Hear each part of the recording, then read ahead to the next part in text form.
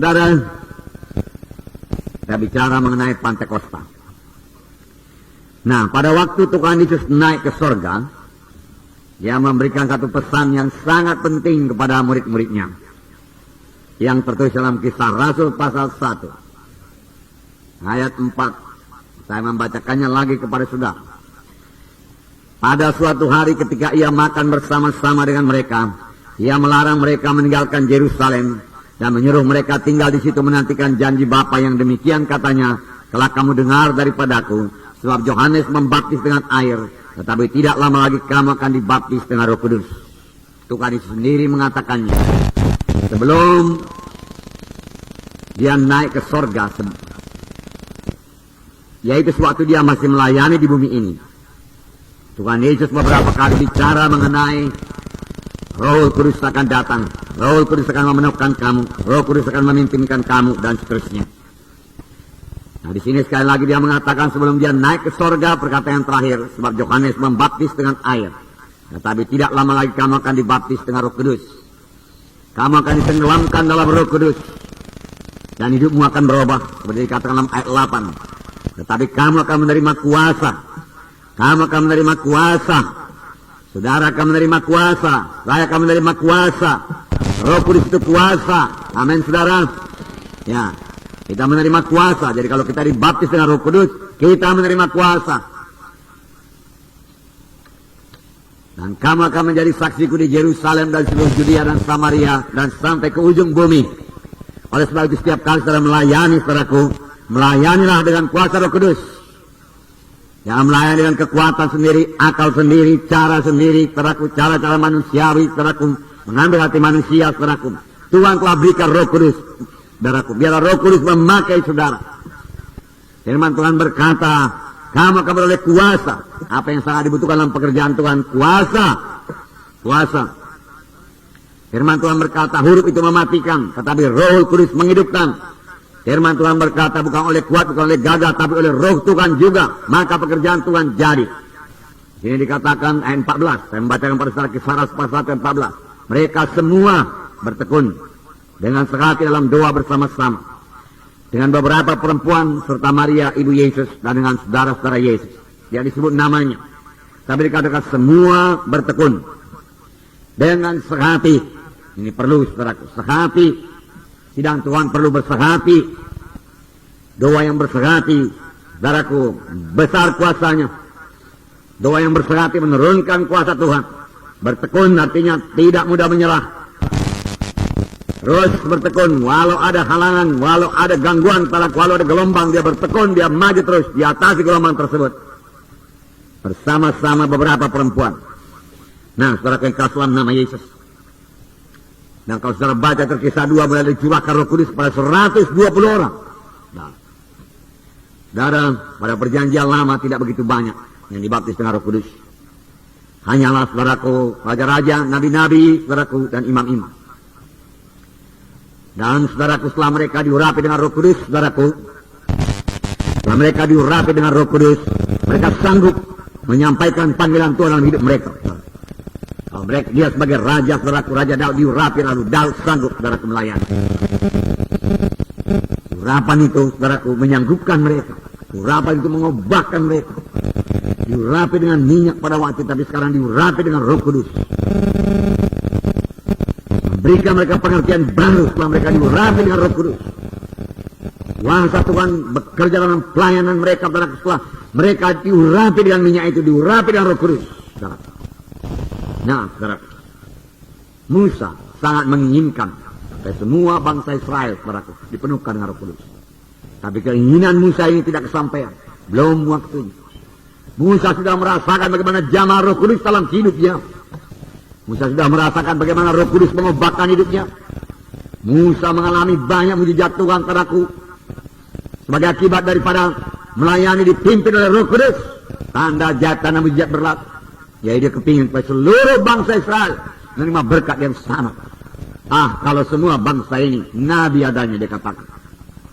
Nabi pada waktu menerima Roh Kudus, dia rindu semua bangsa Israel dipenuhkan dengan Roh Kudus. Tapi belum waktunya. Sekaranglah waktunya, amin, saudara.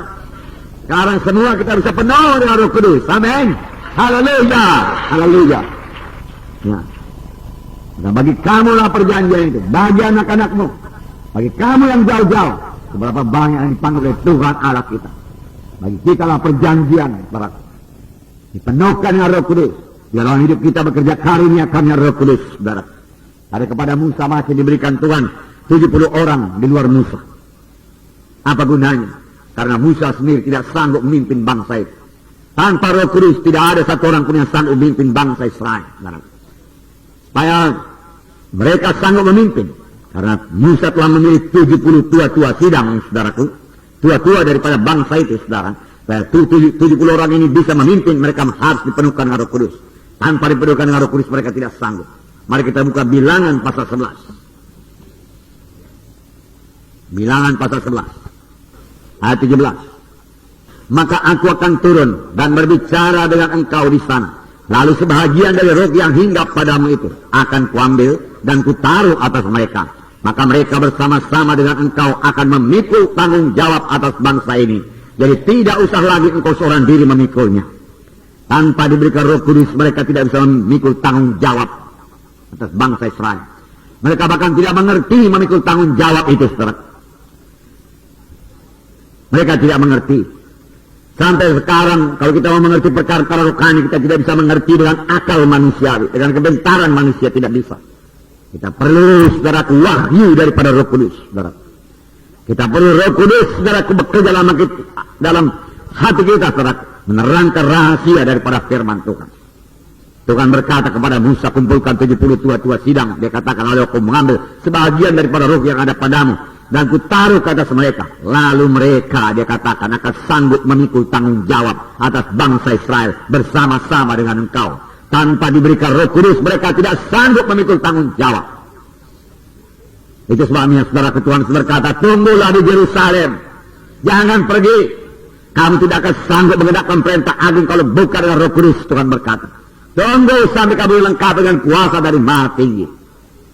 Betapa sayangnya saudaraku, masih banyak saudaraku, ya, gereja-gereja belum menerima Roh Kudus sepenuhnya, belum membiarkan Roh Kudus beroperasi dalam sidang Tuhan. Saudaraku, dalam sidang ini biar Roh Kudus saudaraku mengambil tempat yang utama, memimpinkan kita semua, saudaraku, mengubahkan kita semua, melengkapi kita semua, mengurapi kita semua, dan membiarkan saudaraku Roh Kudus bekerja dalam sidangnya ini dengan memakai saudara. Haleluya. Nah, saudaraku. Kemudian ayat 24, mari kita baca. Setelah Musa datang keluar. Nah, sekali lagi sama-sama. Setelah Musa datang keluar, disampaikannya firman Tuhan itu kepada bangsa itu. Ia mengumpulkan 70 orang dari para tua-tua bangsa itu dan menyuruh mereka berdiri di sekeliling kemah. Lihat, saudaraku, ini orang yang penuh dengan Roh Kudus. Saudaraku, dia tidak kesulitan akan firman Tuhan. Dia dengar suara Tuhan. Dia pula sidang. Lalu firman Tuhan sini berkata, disampaikannya firman Tuhan itu. Mengapa dia bisa menyampaikan firman Tuhan? Dia sudah terima lebih dahulu firman Tuhan. Amin. Ya. Saudara mau melayani, terima dulu daripada Tuhan. Itu yang sampaikan kepada jiwa-jiwa. Amin. Ya. Nah, Roh Kudus yang bicara. Disampaikannya firman Tuhan. Dan karena disampaikannya, apa yang dikatakan Tuhan? Tuhan meneguhkan firman-Nya. Tuhan menggenapkan firman-Nya. Nah, ini pelajaran bagi kita. Kalau ada hamba Tuhan tidak menyampaikan daraku firman yang seturut dengan kehendak Tuhan, maka Tuhan tidak akan meneguhkannya. Oleh sebab itu perlu persekutuan yang erat dengan Roh Kudus. Nah, supaya kita dengar suara Tuhan. Musa mendengarkan suara Tuhan. Haleluya. Ayat 25. Mari kita baca. Lalu turunlah Tuhan dalam awan dan berbicara kepada Musa. Amin. Bicara kepada Musa lagi. Tuhan suka bicara sebenarnya. Dia mau menceritakan banyak perkara kepada kita. Tapi banyak anak-anak Tuhan tidak siap sedia. Tidak mengharapkan Tuhan bicara, tidak ekspektan dia, tidak menunggu. Firman Tuhan berkata, siapa yang menantikan Tuhan akan membarui kuatnya. Menantikan Tuhan dengan merindukan suara Tuhan. Haleluya. Terima kasih Tuhan. Kemudian diambilnya sebagian dari roh yang hinggap padanya dan ditaruhnya atas ke-70 tua-tua itu. Ketika roh itu hinggap pada mereka, kepenuhanlah mereka seperti nabi. Tetapi sudah itu tidak lagi. Kepenuhan seperti nabi, tetapi seterusnya tidak begitu limpah lagi. Dengan kata lain, pada waktu itu saudaraku, nabi selalu penuh dengan Roh Kudus. Nabi selalu menerima berita daripada Tuhan. Amin. Oleh sebab itu nabi pada zaman perjanjian lama dengan mudah berkata, dengarlah sabda Tuhan. Karena dia dengar dari Tuhan. Dari mana dia dengar? Dari Roh Kudus yang dikaruniakan Tuhan kepadanya.